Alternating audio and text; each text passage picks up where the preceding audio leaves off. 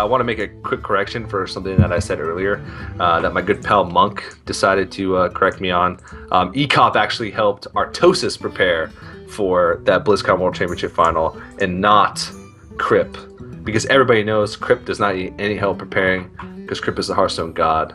And Ecop and Artosis were both on the same team at that point. Yeah, that's true. Yeah, that's true. So just a quick correction there. I just got it mixed up. And of course, everybody knows that Artosis needed all the help he could get because he was the Hearthstone pleb who tried to execute his own Sylvanas. And I hope he's not watching. I doubt he's watching. He's too important to be watching us. He's probably over streaming on a Zubu. Yeah, exactly. We can see it is pretty much Zoo from Thijs here, though. Again, that Void Collar. This could well be the deck that we've seen from Gara and from Tides. Yeah, not Tides. I'm confused. Who else played that deck? I'm confused too, man. Who else played which deck? With the Sea Giant and the Void Collar. Sea Giant's pretty standard card in Zoo. I don't think you can identify a certain deck as having Sea Giant. Some players play 1, some players play 2, some players play 0. Hello. Some players think about playing Sea Giant and then don't, which kind of is like playing half a Sea Giant. And they play Mal'Ganis instead. Yeah, Mal'Ganis. Yeah, this seems like the hybrid. Well, with the turn 4 Void Collar and the Mal'Ganis in hand, really fantastic stuff. This could get interesting really quickly. Yeah. Druids, in the mirror matchup, the Mal'Ganis can be devastating. Because if the Mal'Ganis comes out, a lot of times the player doesn't have many things to deal with it. But in this situation, there's a chance for a BGH, or like Swipe Wrath is a way to deal with Mal'Ganis. But if you use resources to kill the Void Collar on an early turn, most likely you won't have the resources to kill whatever comes out of it as well. It's really risky stuff. This is kind of in some ways, a garbage hand for Sjow. It's really tough. Double Savage Roar. And with the Wild Growth as well. In this next turn, Power of Vomit is going to come down on an egg, take out the Shade, and spawn a 4/4. And he'll be able to develop another threat as well. I mean, actually, he could just even play the Void Collar. It'll be out of range of the... I don't think he can really pass up an opportunity to take out the Shade. I think he definitely will be tempted by the Void Collar, but I think you're right. I think we need to see the Power 1 Haunted Creeper. Seeing the Dr. Boom as well. This is very much reminiscent of the deck we saw from Jab yesterday in the first game. Mm-hmm. So this could be a very similar list. We know that huge amount of pros trade together that even you might not know about, and pros share decks about and things. See each other's streams. You know what they always say? I think pros that train together stay together. Yeah, absolutely. I think Sixo was taking credit for someone's lineup that we saw yesterday. I think most players can take credit for a lot of other players' lineups. There's a lot of collaboration going on, and not even intentional collaboration. The fact that Hearthstone is like an online game, it's unlike other card games because everything is so accessible, and everybody makes everything so accessible. Okay. And so sometimes people will take another person's deck without even realizing, or take another person's deck from the interwebs. Yeah, so the silence probably going to come down on the Void Collar here. That thing is scary. Yeah, I mean, you just know that if Mal'Ganis comes down, you're in just a really tough position. So he's got to silence it. Yeah, there comes the silence. He's going to Wrath and coin Hero Power on the 4/4 to clear it off. And that's not a bad position for Sjow actually now. I mean, double Savage Roar in hand means he's going to be top decking. So he needs to top deck an Ancient of Lore pretty quickly. Yeah. And, I mean, all Thijs has to do right now is drawing to something decent. Draw into something that he can put on the board. And Knife Juggler is something that he can put on the board. Because next turn he's going to have Dr. Boom. A couple turns later he's going to have Imp Gang, or Mal'Ganis. And if he summons a couple Imps from Imp Gang Boss and it lives, and those Imps live, like if there's no swipe that comes out, he's going to be in a really good spot. Oh, the snipe doesn't get it. Oh, no. Oh, here's the swipe off the top. No. Top decked and wrecked. Top decked? This guy's deck is crazy. Insert your own memes here. Yeah. Yeah, gonna be a swipe. Make sure you type in !packs in the chat. Make sure you spam it for your chance. Packs. I'm not sure if the imp gang boss works correctly at this point, because I'm not sure if the second imp should get hit. I don't know. There's been a lot of speculation. Some people say it's a bug. Some people say that's how it's. I just think that there are some interactions which are different. A lot of the times it's inconsequential. In this case, it'd be a pretty big deal because one imp surviving. Actually, no, because he'd just be able to clean up with his hero power, so it really doesn't mean that much. Paladin Shredder's a pretty good drop. It's pretty sticky, but he's facing up against a Dr. Boom. And, I mean, Savage Roar seems like a pretty reasonable play here. How much damage does he actually have? So he's got 6 plus 12 from Savage Roar. He's actually got 19 damage. So he's only 3 off lethal, which is pretty crazy. Yeah. Force Nature actually off the top there would have been lethal. Because he is on turn 9 because of he did have that wild growth start, so. But this is kind of a bad position because he actually, it looks like he's thinking about, okay, he's gonna go for the single Savage Roar and the Pilot Shredder just to put some damage in while he can. I kind of like this because he knows this board is going to get cleared by the bombs. He just wants to do as much damage as possible at this point and put his opponent low, to the point where no matter what he can do, if he draws Force of Nature, he's going to win. Well, there's a lot of draws that he can actually have to win the game. Yeah, Druid of the Claw, I think, as well. Druid of the Claw as well. Yeah, Druid of the Claw with hero power would be lethal. Yeah. This is kind of sucks. Man. Yeah, because he can't play more than 2 things, so he's gonna want to tap. No, I don't know. I don't think he wants to tap here. I think he has everything that he needs to win the game. To be honest, Mal'Ganis Doomguard is just about everything. He can actually clear the board here, which puts his opponent on just a couple draws for lethal. Next turn, Mal'Ganis is going to come out, buff all those imps. He wants this 7 damage to go to face, so he wants this bomb to hit the Mech Warper and take it out. That's a bit unfortunate. Oh, yeah, you have to tank the damage on the Dr. Boom there. Azure Drake. Oh, getting close, getting scary. There's the Keeper of the Grove, and I'm not sure. That's not a great draw. No. If you're going to Keeper of the Grove anything, actually, no. Keeper of the Grove face is a little bit weird. I guess it puts him on a swipe draw to win. Second swipe would be another out for him to win because he could swipe Savage Roar hero power. But that's actually lethal, exact lethal. Yeah, that's exact lethal with the Mal'Ganis. That's crazy. Yeah. Imps suck up to 3/3. It's like a quartermaster for those imps. Yeah, it's really hard to expect Mal'Ganis to come out like that because, one, you don't know if he's running Mal'Ganis. That Keeper of the Grove on the face gives him one more out. It gives him swipe as another win condition. So, like, next turn, he could have drawn a Force of Nature, he could have drawn a Druid of the Claw, or he could have drawn a swipe, all which would have won. It's really... Some people would say, oh, well, if he knows Mal'Ganis is a possibility, he needs to count up the damage and Keeper of the Grove one of the imps. But that's something that you just can't really expect. Yeah, and so Thijs with an explosive win in game 1. Yeah, I'd just say if he'd Keeper of the Grove one of those imps, he wouldn't have had exact lethal, but he probably was done anyway with the Mal'Ganis. He didn't really have any way to deal with the Mal'Ganis. He just drew really poorly and then had to use all his cards, was left with that double Savage Roar in hand, and was always in a really difficult position with that double Savage Roar being his only 2 cards. Yeah, Sjow did not expect the Mal'Ganis there. Well, Sjow does have all his decks left. He's going to move on to his favored warrior, and Thijs is going to go for either the Mage or the Rogue. Either of which can be pretty bad matchups, particularly if this is a Freeze Mage, obviously. These are both really bad matchups against Warrior. If it's a Mech Mage, it can be a good matchup. We'll have to wait and see what Thijs is going to go with. Yeah, Thijs...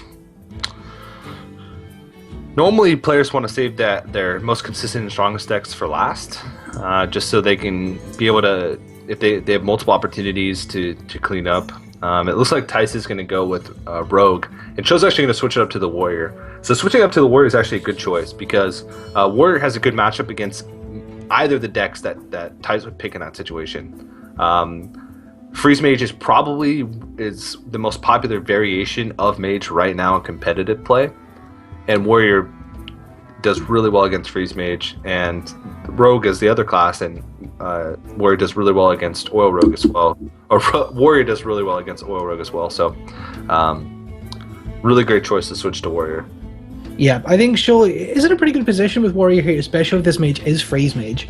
If it's Mech Mage from Thijs, which I have seen him play before, it could be a better matchup for him. It could. If it's Mech Mage, then Thijs possibly has a pretty good chance to win the series here. But actually, if it's Freeze Mage, I kind of favor Sjow at this point. We can be honest here, though. I'm pretty sure we've seen everybody play Mech Mage at some point or another in the last couple months. This is true. In the March season, Mech Mage was, I think, probably the strongest deck in both ladder and competitive. There was a lot of cards that came in, like Emperor Thorsan, that made a lot of other decks stronger, that flipped the meta a little bit to where there's a lot of decks right now that Mech Mage has trouble with.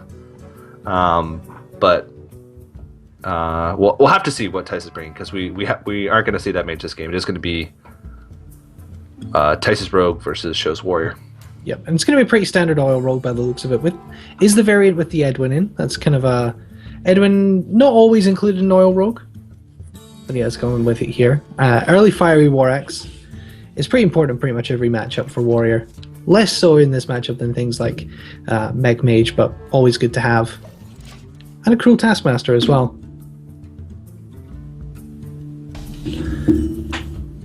Yeah. Armor Smith as well. So Sjow drawing into everything he needs really in this early game.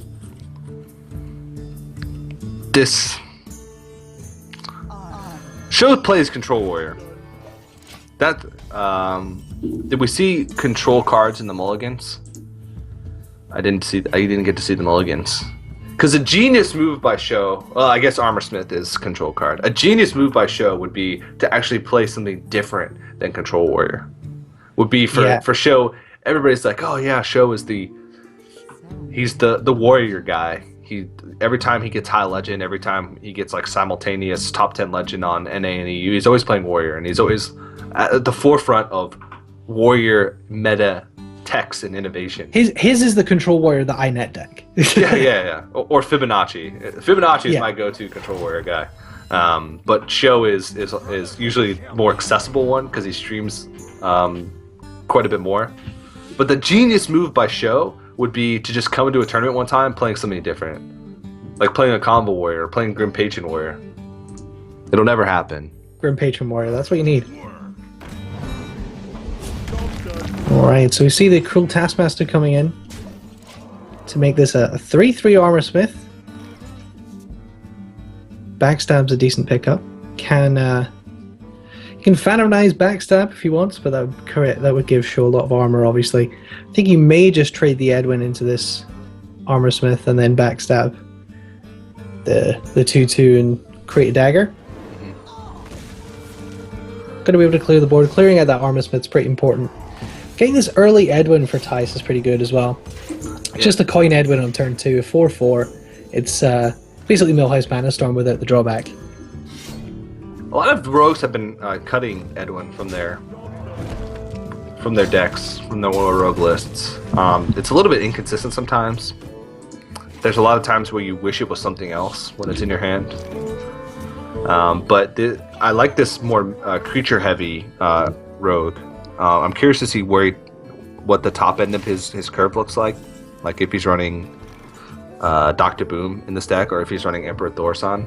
I think the creature-heavy Oil Rogue, which is similar to what Orange ran at his run through the Seed Story Cup, is really strong right now, because a lot of the classes that Oil Rogue would naturally struggle with that are popular right now, like Warrior, the creature-heavy version of the deck actually increases the likelihood that you win those matchups. Because bringing out a big board like Violet Teacher, 2 Violet Teacher, 2 Paladin Shredder, Emperor Thorsan, stuff like that actually makes it really tough for Warriors to be able to deal with it. Usually the Warriors' win condition in that situation is to make the Rogue sort of run out of damage. Either pressure the Rogue or just have so much health gain with your armor ups that the Rogue just doesn't have enough damage to be able to kill you. And having the creatures on the board as opposed to more spell heavy makes it so that you're more likely to be able to close out the game against a heavy control warrior. What do you think about the early Harrison there? Harrison Jones often in this matchup, you want to keep it for when your opponents put something like a deadly poison on and just take that power away. But he opted to do it just on the one attack dagger. A lot of the times you'll never be able. Rogue will make it really hard for you to catch a deadly poison or a oil dagger. A lot of times what they'll do is they'll use the Blade Flurry on the same turn when they use a big weapon buff like that. So you're not guaranteed a weapon buff with the Harrison. You can't really afford to keep a clunky card like that in your hand in hopes of getting a better draw. Like putting a 5/4 body on the board, destroying the weapon that he has, which kills his momentum even if there's no buff on it, and drawing a card, you have to use it as soon as you can because it's strong regardless of what you get out of it. Absolutely. Going for the preparation here into the Fan of Knives, which is pretty good with the hero power, with the spell power rather. Mm-hmm. And then can kill the Thorison with the SI7 and the hero power. Yeah, I actually would have liked to see just dagger Tinker and then attack into it, because you'd have the 4 damage Tinker, which would match up nicely, and you'd buff your Azure Drake to be able to do the 7 damage there. And you know there's no Harrison Jones. And you know there's no Harrison Jones, yeah, so you can be pretty safe to do that. But of course, that play, it does work out well. It puts more bodies on the board, which having your power spread out across the board against a warrior is one of their weaknesses, because they have great single target removal, but Brawl is just about their only AoE removal. All right, do you think he might sap here? It's really his only option. Yeah, but I mean, what else do you do other than let 10 damage come into your face? He can take 10 damage. I don't know. I'm not convinced. Because he's taking 10 damage from what otherwise would be the damage that would kill him. And he still has to worry about the Grom eventually when he saps it, but I guess this is the biggest tempo play that he can make. Yeah, as a rogue, I'm a really greedy rogue player. Like, I'll try and wait to the last possible minute to sap, and I'll take a lot of damage and play a really risky style in order to try and gain a little bit of an advantage on the board, to try and gain a little bit of leverage. Now I bet he wishes he still had that sap. But if he didn't sap last turn, then the Gromish would basically kill him. Yeah, that's because he'd be able to hide behind 2 Sludge Belchers. So it's obviously, sapping that is obviously the only play that he can make, but you always have to think about what else you could possibly do.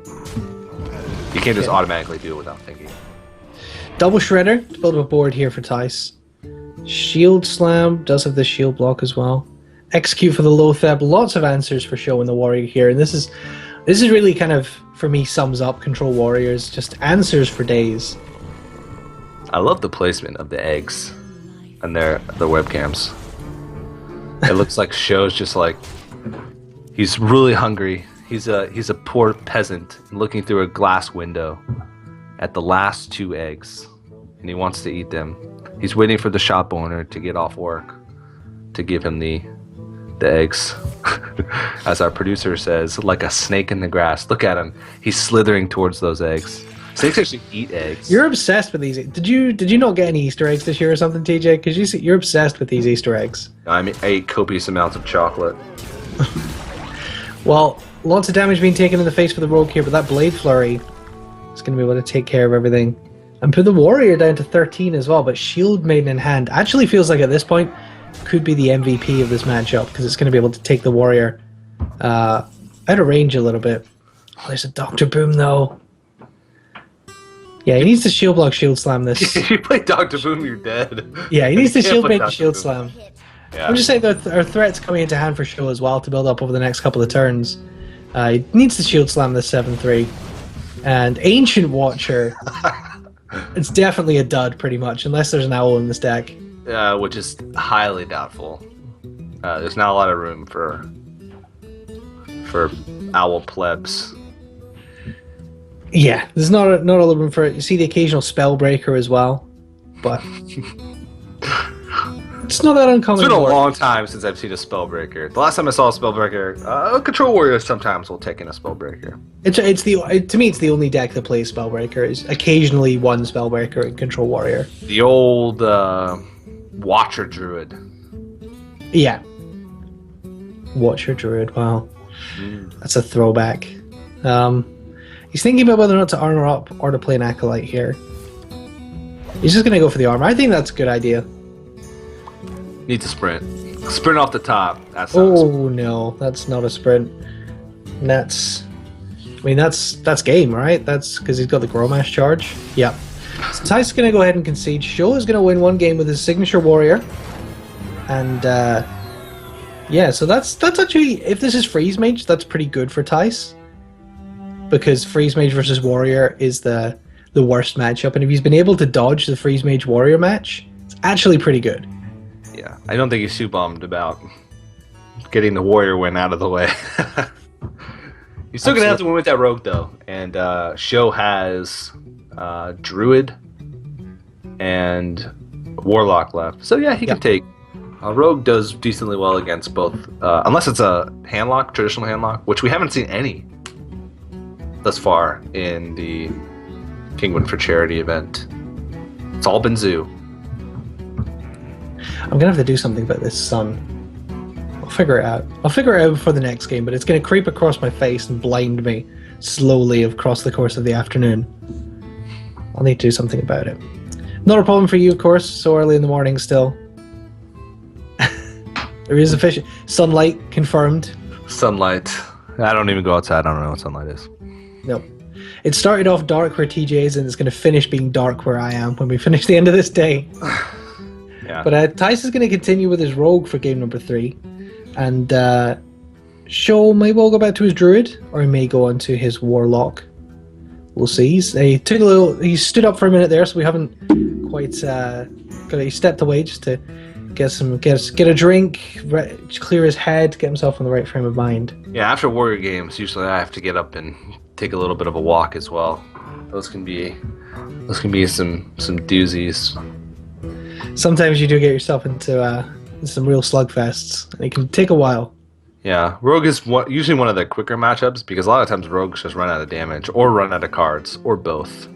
But later on might be able to see Chalky is one of the players bringing Priest, so later on today we might be seeing some Priest versus Warrior, depending on what matchup he's going to be going into. Sjow still deciding on which deck to pick. Thijs, of course, next match has locked in the Rogue, so he's going to be playing the Rogue again. So we'll see what Show's going to play. Of course, we mentioned he's got Warlock and Druid left. Druid can beat Rogue if they can get a lot of pressure early. It's a pretty even matchup, I'd say. I might give the Rogue a slight advantage, but a lot of it depends on how good the early game is for the Druid. If they can get a good ramp start, not necessarily an integrate play early on, because that's vulnerable to sap, but like Wild Growth, get their Shades rolling early, maybe get like an early Pile to Treader. Those things are what is going to win games against a Rogue if you're a Druid player. And Warlock can't really talk about it because we just don't know what kind of Warlock it is yet. Who knows? I mean, I'd say the odds would suggest that it's likely to be a Zoo form. It's going to be the Druid, though, we're going to see. So we're going to have to wait and see what this Warlock looks like. So Rogue versus Druid. It's a pretty common matchup nowadays, obviously, with Oil Rogue being popular. Druid becoming popular again as one of the strongest decks. Yeah, as you say, it can be pretty much a toss-up. It all depends how they draw and how they start. Yeah. If the Rogue just draws their cards in the wrong order, it can be a really tough time. Yeah. Of course, our mods just added a new command as well. If you type in ! Angry Unicorn, there's a chance that you might actually see an Angry Unicorn on screen. They've told me that this is just the perfect thing the perfect command for us to be able to do. You have to spam it though, or else it won't show up. I think you're messing with Twitch chat, TJ, and in Soviet Russia, you don't mess with Twitch chat. Definitely Twitch not. Chat mess with you. Definitely not trolling the production crew as well, putting them on the spot for not delivering an Angry Unicorn when the masses will demand for it. Well, we do see the hands getting ready. We're going to get into this game here, just getting the perspective set up. so we can get into this. But it's going to be the Druid of Sjow versus the Rogue of Thijs, with the series at 1-1. This is game number 3. Slight mind blank there. Series at 1-1 for game 3. All to play for. So yeah, let's go ahead and get into the gameplay for this as soon as we can. We can see pretty good start for the Druids, it looks like. Yep, so we got the game on now. We can see the Innervate Shade. MC Tech, again, pretty much a dead draw unless you get some huge Violet Teacher turn. Yeah, it's not quite as dead of a draw as it is if you're playing against the Freeze Mage, as we saw in the, one of our earlier series. But still, again, like you said, Violet Teacher is about the only time that you'll ever be able to get value out of that against Rogue. So yeah, this is the Wild Growth start. Wild Growth start, pretty fantastic. Because you want to get those shades rolling really early against a Rogue player, so it doesn't get caught in a stray Blade Flurry or something of that sort. And actually, Shade is a big liability here unless he's planning also to innervate out a hero power. Because if he Shades here, a spell-powered Fan and Knives just completely takes it out. Yeah.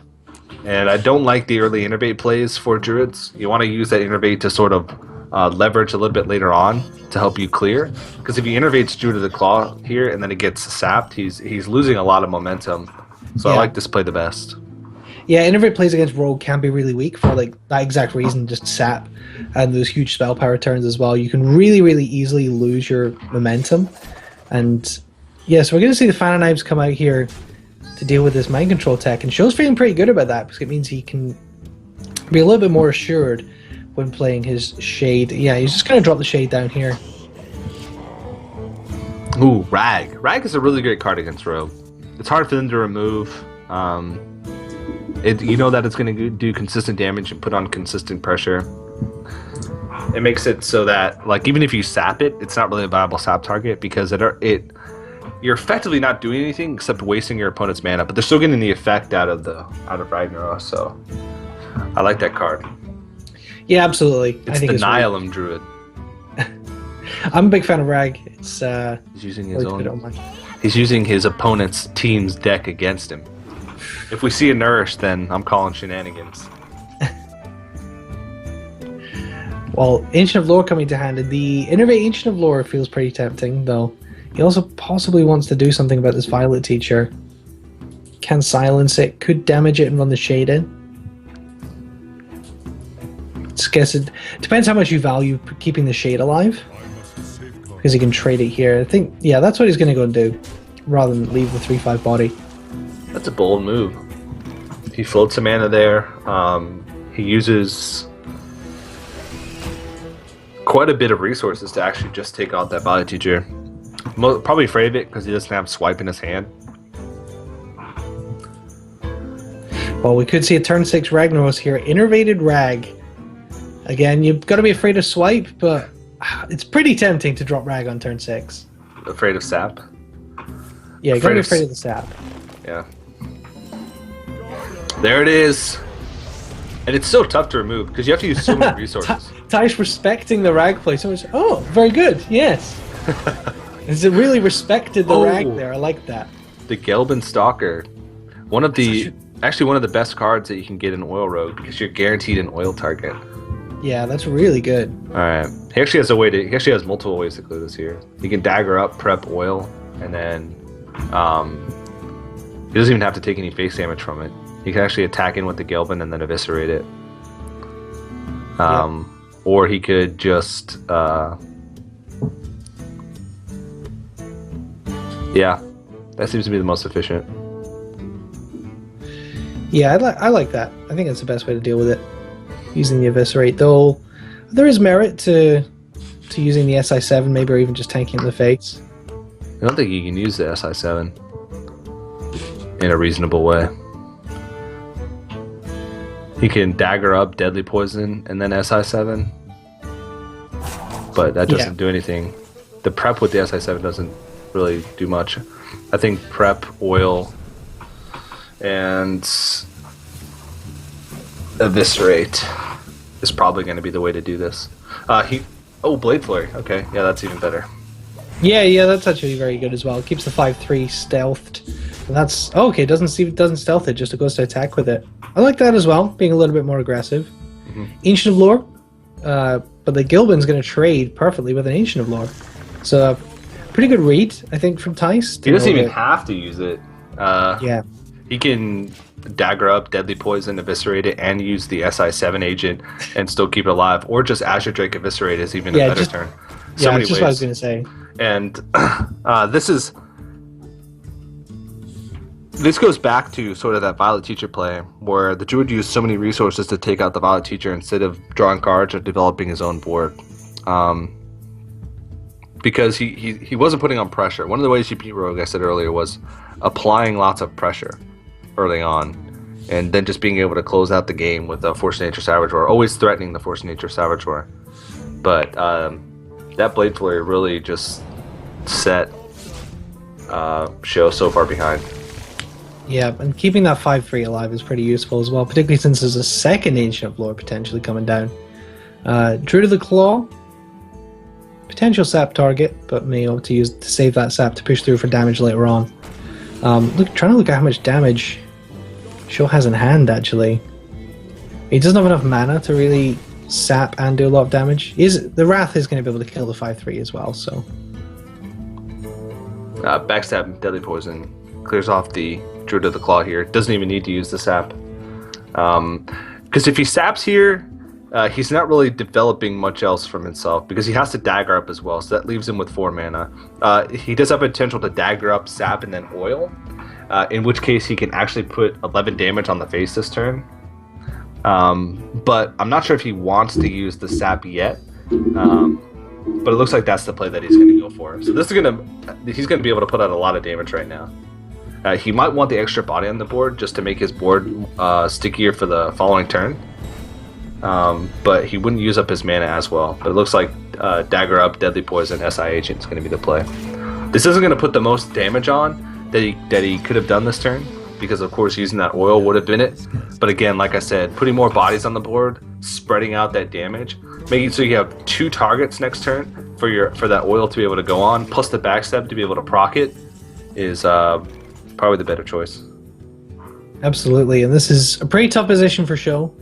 Does have a swipe to deal with his Azure Drake, which could be crucial, but doesn't really have a lot else. I mean, he can swipe and Druid of the Claw, which is probably his best play, since he knows there's not another sap coming down right this second.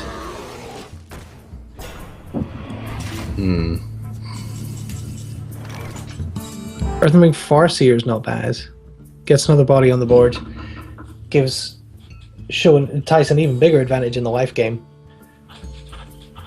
But I guess he's just going to have to use the dagger and the SI7 to clear this here. How does he want to best set this up? I think just trading in the SI agent, attacking him with the dagger, then just re-dagger Earthring Farseer is probably his best play. Yeah, I think he definitely wants to save the oil, I think. Doesn't want to play that this turn. Well, he has the mana. There's not much of a benefit of playing it this turn. He can get a one-off lethal, so that's probably what he's going to do. This is really risky, though, because he's using all of his damage. Yeah, I'm not sure if I like this. I think this is a pretty risky play. Oh, no. Okay, never mind. He's only... Okay, yeah, he's going to be able to heal up as well. So, no, that's the best way to do it, because there's still actually a lot of things left. If a taunt coming out next turn isn't that big of a deal, because you got 2 bodies on the board. Being able to re-dagger up was the key there, because being able to re-dagger up and then putting on the oil means that not only is he threatening on board, but he's also threatening from his weapon. So he has to find a way to taunt up here and avoid direct damage, and there's just no way. Yeah. Alright, well that's probably going to be the game for Thijs, putting his opponent to 1 health. It's pretty tough to see how Sjow can survive from this position and come back and win the game. No full combo pieces, nothing like that to save him here. You can see Sjow a little bit agonized over this decision. I guess Azure Drake, Druid of the Claw is the best you can do, but your Druid of the Claw just dies and then there's plenty of damage on board. thinking about Ancient of Lore, but again, if he heals up to 6, that's not going to save him. So, what can he possibly draw off the Ancient of Lore to stay alive? I don't think there's anything. I guess maybe even Innervate. No. Because he'd already used one Innervate. Like, the only thing that would... No, there was nothing that could have saved him. Yeah. So he goes ahead and concedes, and Thijs takes that game. The sequencing at the end there, he really played that last turn. Initially, I thought I didn't see a way for him to use up all his mana and be able to have a fresh dagger. But getting that fresh dagger was the key there. Because he didn't have any points of wasted damage. Any other way that you make that play, you have a point of wasted damage. Like if you just use the deadly poison and through the SI7 agent there, then you're only going to have one creature on the board the next turn, which allows him to clear and put a taunt up the same turn, which makes you really vulnerable. So by doing this, he set it up so that you had to clear the board and be able to deal with this weapon, which was just impossible. So really well played by Thijs. And now Show's sort of on the ropes here. Thijs only has to find a win with one more deck, and it is going to be his Mage. And of course, Sjow will give it one more try with that Druid to see if he can pick up that win. Yeah, I think that's a reasonable play. Sticking with the Druid. Doesn't know what Mage this is yet, and I said pretty good shout. This is Freeze Mage, and if this is Freeze Mage, Thijs is going to just feel really good in this matchup about having avoided the Warrior. Can't stress enough how important it is for Thijs if he's playing Freeze Mage to dodge that Warrior. Yeah, and he doesn't have to worry about the Warrior anymore, so he's in pretty good shape. Pretty good shape. How does the Druid match up if this is a Freeze Mage? Druid is one of the best classes against Freeze Mage. I talked about it a little bit earlier. They have a lot of defensive tools. They can put a lot of damage from hand. They can threaten They can threaten lethal early on. They can pop the block early on. They're one of the two classes that their hero power gives armor. So if they're able to build up armor early on, if they're able to build up enough board to pressure and be able to threaten early block with Savage Roar or Force Nature Savage Roar, then they're in good shape. They also have cards like Ancient of Lore to be able to heal them after Alexstrasza. Loatheb is a staple card and almost an auto-include in most Druid decks, which is also another defensive card that you can use for Alexstrasza or Archmage Antonidas. So Druid is one of the classes that has the most tools against Freeze Mage. Well, we do see it is pretty much guarantee it is Freeze Mage, Double Blizzard, Doomsayers. Yeah, so this is Freeze Mage against Druid here. And yeah, as you said, pretty good matchup for Druid, and I think... But Thijs not feeling too bad about it. He certainly can win this match. And even if he doesn't win this match, he has a really good chance against the Warlock as well. So 2 chances to get a win with this for Thijs. Early Wild Growth is pretty good for Sjow. And this is a pretty good hand. Emperor Thaurissan is really good because it allows you to make a lot of power play turns. Say he draws into an Ancient of Lore next turn. It could allow him to be able to play a Thaurissan and reduce the cost of his Loatheb to 4 and his Ancient of Lore to 6. So he can Loatheb and Ancient of Lore in the same turn. Which is pretty ridiculous, if you think about it. MC Tech, and we're seeing this in a lot of Shjow's decks, and we're seeing a couple of other players as well bring that MC Tech. Do you think that's a Zoo insurance, that assuming a lot of players are going to play that Zoo deck? Oh yeah, for sure. MC Tech is actually a pretty good tech card right now, just because of the popularity of Zoo. I mean, you're almost guaranteed to run into Zoo in a tournament setting because so many people are playing it, and it's such a great card. But it's a dead tech card in a lot of other matchups. Druid is one of the classes that can kind of afford to have a wasted tech card. You still have a lot of Druids, especially in like Seat Cup or Vigame House Cup, running Kazan Mystic. Just because they have a little bit of room to do that. Because even just playing just a naked 3/3 on the board like that, it's not the worst thing in the world. There's worse turn 3 plays that you can make. And since they're mostly worried about ramping up and getting to those impactful drops early, Mind Control Tech usually just serves as that interim, the card that'll buy you time against matchups where you're not going to get use out of the battle cry. We see a little bit of proactive Thaurissan protection there from Thijs. playing the Doomsayer to stop that Thaurissan coming down. Yeah, I don't even know if that's actually what it is, but usually turn 6 is a really impactful turn for druids as it is. Usually either like Sylvanas or Emperor Thaurissan, something like that. But yeah, Thaurissan protection is real. It's just to buy time in general, and Thijs' hand is actually really good. He had card draw early on. He had freeze plus Doomsayer early on. He's got the Alexstrasza in his hand already, plus the Ice Block in his hand already. He's got almost everything he needs. The only thing he needs to do right now is just to draw into burn. Draw into his other Frost Bolts, Ice Lands, Fireballs, Pyroblast. Pretty much any form of burn, as long as he draws into it, he's in fantastic shape. Yeah, this is definitely a good Freeze Mage hand. This is a perfect example of what Freeze Mage needs to draw, at least about half of it. And yeah, we're going to see the Thaurissan come down now, a turn later than it could have done. It's going to reduce the price of that Force of Nature, which could be pretty crucial later on. We'll see. Yeah, he needs to threaten block poppage pretty soon. Block poppage. Yeah. That sounds kind of filthy. Not to be confused with pop blockage. The 1950 anti-soda revolution that happened in the Pacific Northwest of the United States. That's not actually a real event, but you're from Scotland, so I'm trying to troll you by making up things that never happened in America. I mean, America is a crazy backwards country, so this is no. It wouldn't surprise me if it's the sort of thing that did happen. Whoa! Oh, see, two can play that game. Shots two can fired. play the troll game. Shots fired. Fireball going in on Thaurissan here for Thijs. That is obviously a very important burn card, but he didn't have any other way to deal with that Thaurissan, and I think he is, as you say, very aware of. I was going to say plop blockage there, that's another completely different thing. Very aware of the pop blockage, the block poppage. Block poppage. That's going to be really hard for me. That's a right cockhammer of a phrase there. Definitely, indeed, indubitably. Things are going a little bit off the rails here. We're only 3 games in. So, doesn't bode well for the rest of the day here, TJ.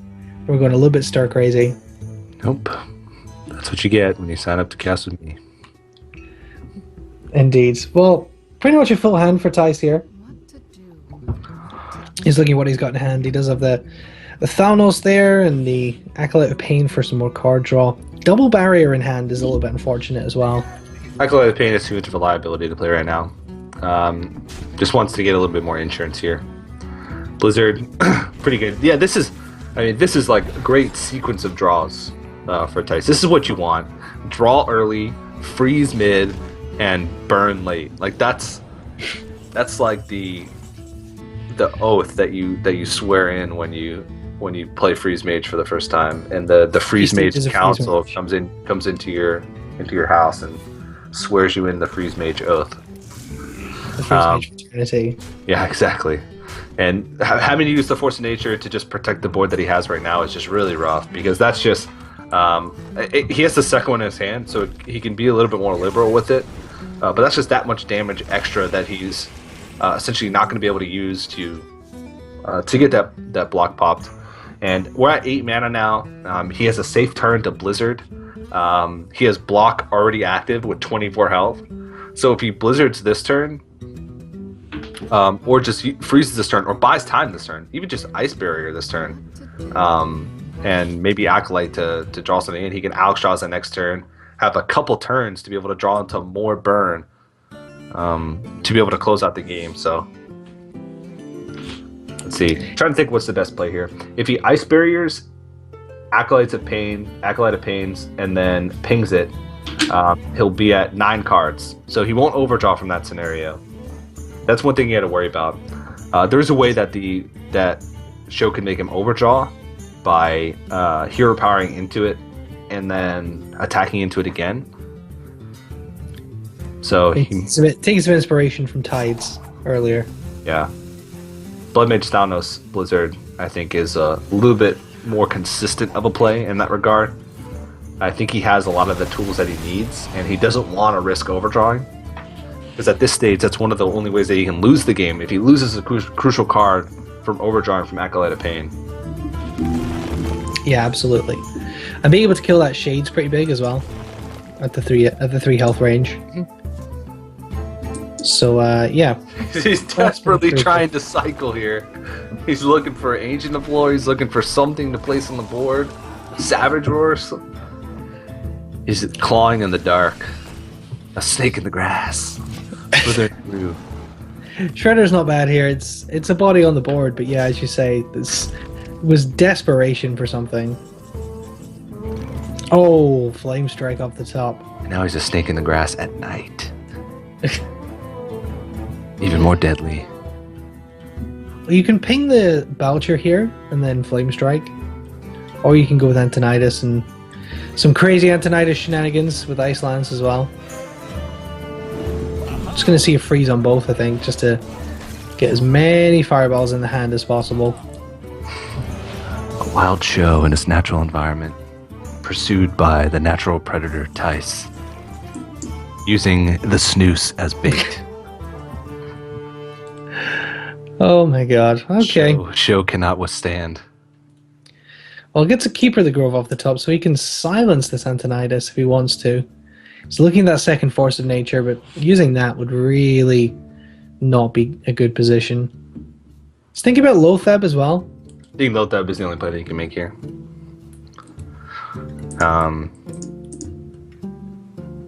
You sort of need that next Force of Nature to... Ah, man, it's so tough. You want to hold... Force of Nature, Hero Power Clear here is pretty decent.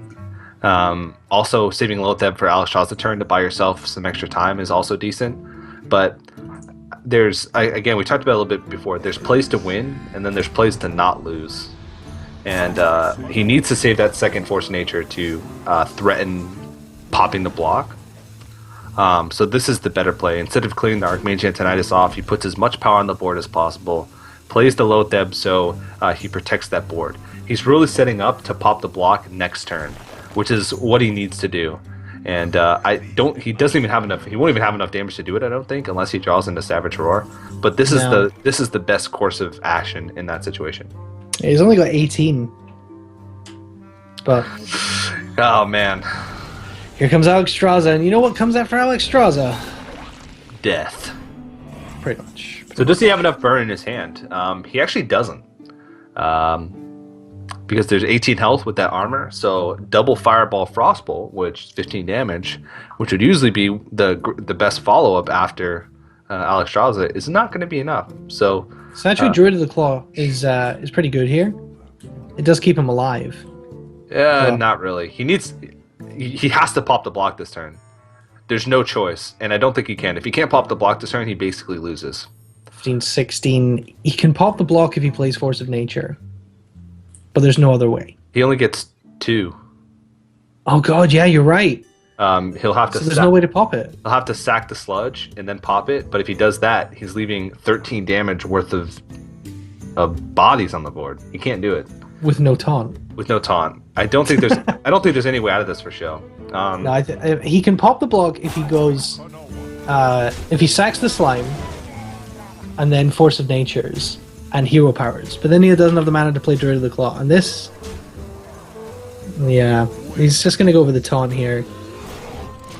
No, yeah, Sjow can spread out, or sorry, Thijs can spread out this damage over a couple turns. He just needs to draw into a little bit more burn. He needs like Fire Blast or Ice Lance. Oh, there's another Fireball. Yeah, so he's in really great shape. He can just Fireball, Frostbolt this turn, set up for a Fireball next turn. Frostbolt would mean, yeah. Actually, no, Frostbolting the slime. Huh. Oh no, it's lethal. Oh no, just kidding. There's a second taunt all the way to the right. Playing that Druid of the Claw on top for him is actually what saved him here. I mean, it's the only thing that means he doesn't die this turn, but it doesn't save him overall. He's actually going to Fireball it. Yeah, this. I think this is the way you can put out the most damage. Because you're putting 8 damage onto his face instead of that Fireball, which would have been 6 damage. So instead of throwing 8 damage into the 6 health Druid Claw and wasting that damage, this is the way he can maximize damage this turn. He's got double fireball next turn. He might just. He looks like he's just going to play the ice barrier, defend a little bit, and make sure there's no way that this block gets popped this turn. Even though the second block is in hand, there's no way it's going to get popped, even with. Yeah, no Savage Roar top deck, so he's just protecting himself as much as possible. Double fireball, even if there was an Ancient of Lore or something, probably would be able to outlast it. Okay, the biggest thing here for Sjow, of course, we see the hand, so we know that there's lethal next turn, but the biggest thing for Sjow is he needs to clear the Albatross off the board and pop the block. Can he do that? He'll have to put 8 damage into here, which would leave him with 9, 12, 16. It's 1 off, right? 1 damage off being able to pop the block and clear the Albatrossa. That's rough. Yeah, that's pretty bad. Yeah.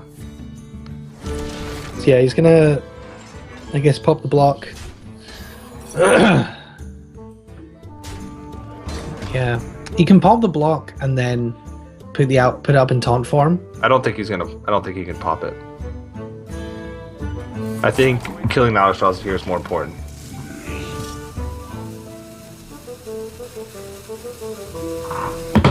He can't, yeah, because he can't actually. He can't do both. Can't do both, no. Because he can't. He doesn't have room to play the Druid of the Claw. Yeah. Okay, yeah, no, he does have room because he can sack one into the Alex. No, he can't do both. It's impossible to do both. I mean, he can't kill, but he can play the taunt and pop the block. Yeah. Yeah. Which he needed to sack one into the Alex to do. But yeah, double fireball is going to steal this series for Thijs. Thijs is going to advance 3-1 over Sjow, and no upsets so far in this series, TJ, in this tournament, TJ. I don't know if a lot of these matchups, I don't know if there's really a favorite coming into it. A lot of the players were quite evenly matched. Sjow, this actually.